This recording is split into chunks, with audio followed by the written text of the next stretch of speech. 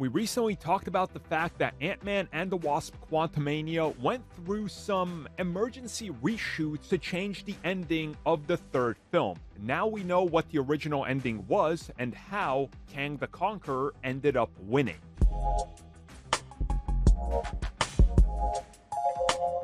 Okay, so just for clarity, in case you don't understand what happened to Kang at the end of Ant-Man and the Wasp: Quantumania, he gets thrown and more or less is zapped and shrunk down further into the quantum realm, if it can go any further, and who knows how much deeper it goes, due to the multiverse engine core that he's, well, shoved into by the heroes. That's really the simplest explanation of what happens. And of course, Hope and Scott end up making it out of the quantum realm, and then they're celebrating Cassie's birthday and everything is good. Well, everything was not good in the original film ending, which they probably should have kept, because many people believe that spinning Kang the Conqueror as the next big bad and then having him job out to Scott makes all the Kangs sort of irrelevant and look like they're nothing, because that's two Kangs in two projects now that have been disposed of by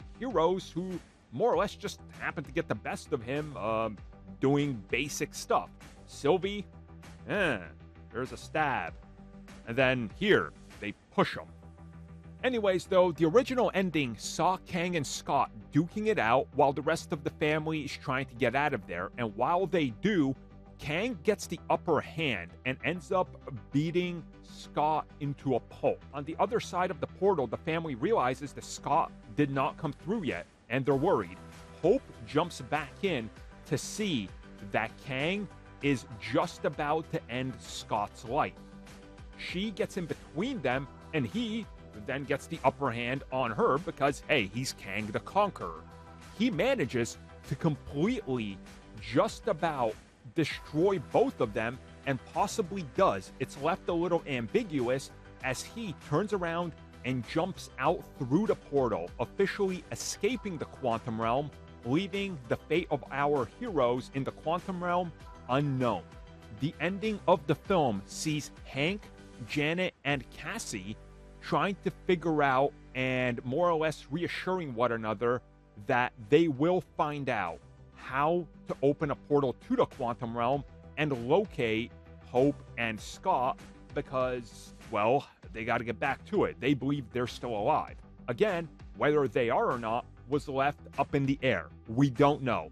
Did Kang officially get rid of them? Did he completely destroy them, leave their bodies there and just walk through the portal? We don't know, but we know he escaped.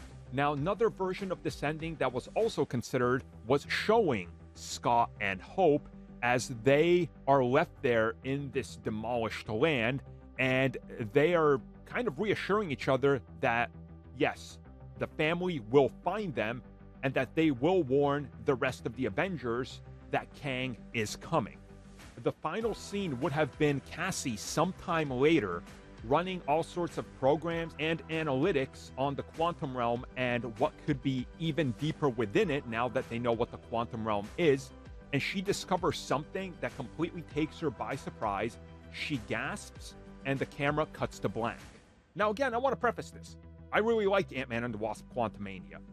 Everything I just talked about here is way better than what we got in the end. Again, Kang is a jobber in this. And I understand he's more than likely not dead.